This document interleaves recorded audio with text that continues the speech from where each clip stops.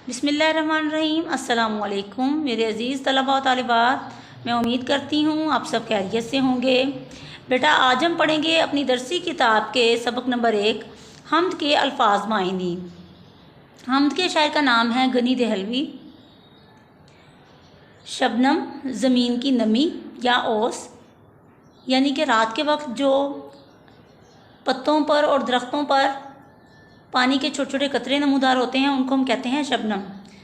कदर मिकदारियाँ तादाद, गुलकारियाँ फूल बूटे, खालिक पैदा करने वाला, दश्त जंगल या गैर आबाद इलाका जहाँ पर कोई आबादी ना हो, कोनो मकान दुनिया जहाँ, जलवागरी शानो शौकत मौजूदगी, फलक आसमान। अब हम अशार में मौजूद अल्फाज के मायनी पढ़ेंगे। खुदा सब का खालिक है कोनो मकामे, ये गुलकारियाँ जिस कदर हैं जहाँ में। खालिक जैसा कि मैं पहले बता चुकी हूँ, खालिक का मतलब होता है पैदा करने वाला, कोनो मकाम दुनिया जहाँ, गुलकारियाँ फूल बूटे, फलक चाँद सूरज ये रोशन सितारे, फलक यानी कि आसमान, पहाड़ और दरिया ये दिलकश नज़ारे, दिलकश यानी कि खूबसूरत। पहाड़ों से गिरते हैं पानी के धारे, धारे कहते हैं पानी के तेज़ बहाव को, कि शबनम ने फूलों के चेहरे निखारे।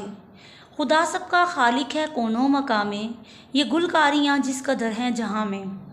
गुलकारियाँ यानी कि फूल बूटे, कोनो मका दुनिया जहाँ।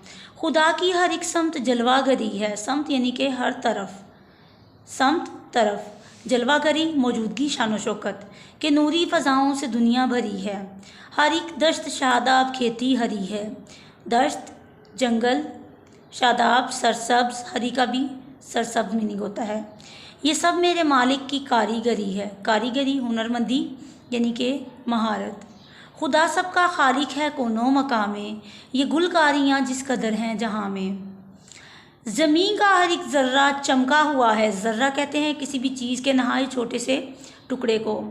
वो देखो कि सूरज भी निकला हुआ है, जिधर देखिए नूर फैला हुआ है, खुदा सारी दुनिया पे छाया हुआ है।